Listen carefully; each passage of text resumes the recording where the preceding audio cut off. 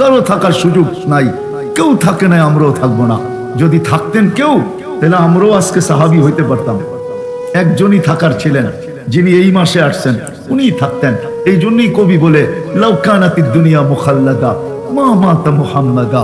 যদি দুনিয়া কারোর জন্য চিরদিন হইতো, তাহলে মুহাম্মদুর রাসূলুল্লাহ দুনিয়ার থেকে যাইতেন না। সমগ্র জগৎটা তো ওনার কারণেই অস্তিত্ব লাভ করলো, উনার কারণেই সমস্ত জগৎটা অস্তিত্ব লাভ করছেন। ওমা আরসালনাকা ইল্লা রাহমাতাল লিল আলামিন। সার রহমতের ছোঁয়ায় সব তৈরি, রহমতের ছোঁয়ায়। যার রহমতের ছোঁয়ায় সব তৈরি।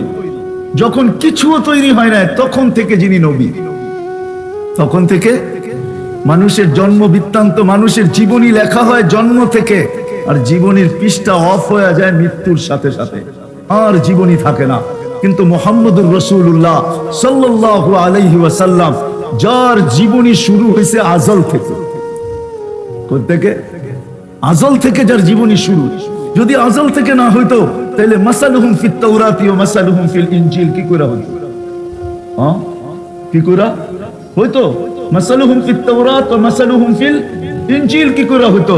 যদি আজল থেকে না হইতো, তাহলে সূরা ইয়াসিন বলে চিৎকার কোত্থেকে হইতো?